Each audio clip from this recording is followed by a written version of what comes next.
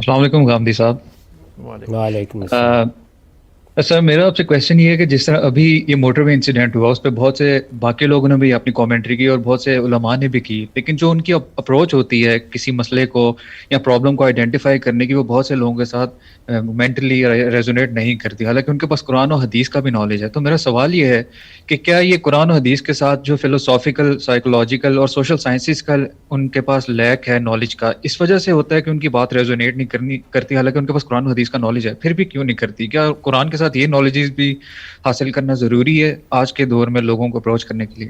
بہت شکریہ۔ ہر زمانے میں حاصل کرنے ضروری ہیں۔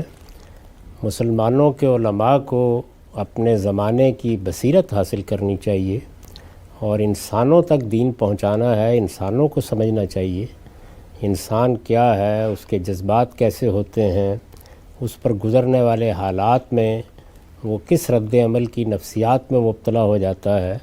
اگر اس کو آپ نہیں سمجھیں گے، بلکہ اس سے بھی آگے جا کر سیاست کیا ہے، سماج کیا ہے، عمرانی اصول کیا ہیں، یہ سب چیزیں ضرور سیکھنی چاہیے۔ آپ نے صرف دین نہیں بیان کرنا، دین جن لوگوں تک پہنچ رہا ہے ان کو بھی سمجھنا ہے۔ ان کو سمجھے بغیر دین سمجھایا نہیں جا سکتا۔ اگر تو اتنی بات ہے جتنی میں نے ابھی غیر مسلموں کے بارے میں کہی کہ اللہ کی کتاب قرآن مجید ان کو دے دیجئے، تو پھر کوئی مسئلہ نہیں۔ لیکن اگر کوئی عالم کسی صورت حال پر تبصرہ کرتا ہے، لوگوں کے کسی معاملے میں رائے دیتا ہے، تو اس کو ضرور جاننا چاہیے کہ وہ معاملہ کیا ہے، اس کی نوعیت کیا ہے، میں جو کچھ اپنی زبان سے نکال رہا ہوں اس کے اثرات کیا ہوں گے۔